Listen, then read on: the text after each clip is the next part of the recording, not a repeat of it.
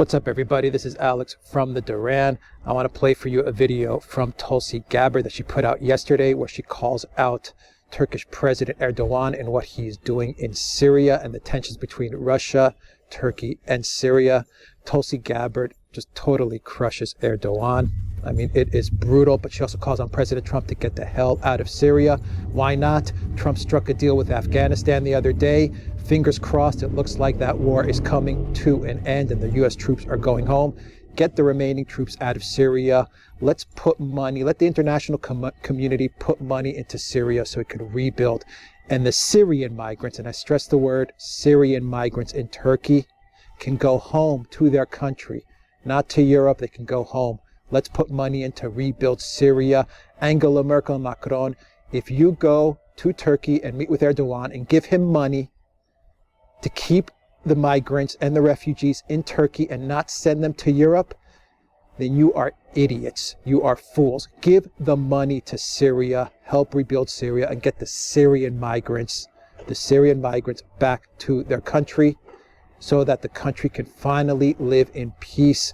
Great video by Tulsi Gabbard. She also calls out the fake news of moderate rebels and how the U.S. and the Obama administration and Clinton and Kerry used that word of moderate rebels, which was really just a farce, just clever marketing to give money to ISIS and Al-Qaeda. And she calls out the previous administrations for doing that. And she tells President Trump, don't buy into the moderate rebel BS.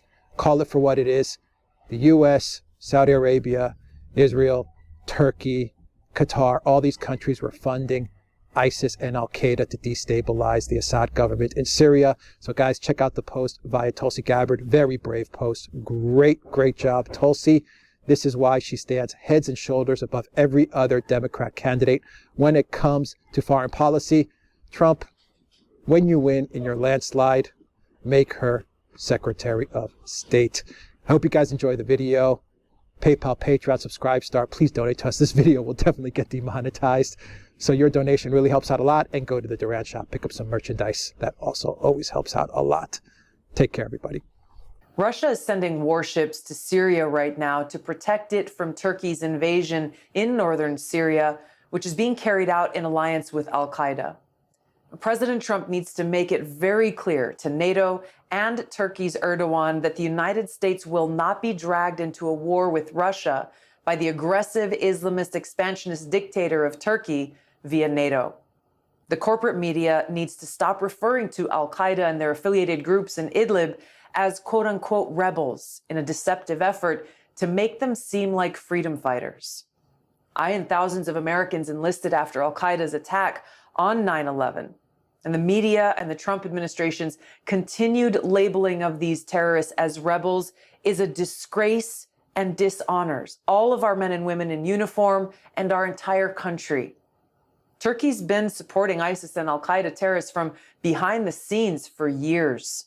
But now Turkey is being forced to come out from behind the curtain and expose the role that they've been playing in the years-long effort to overthrow the Syrian government.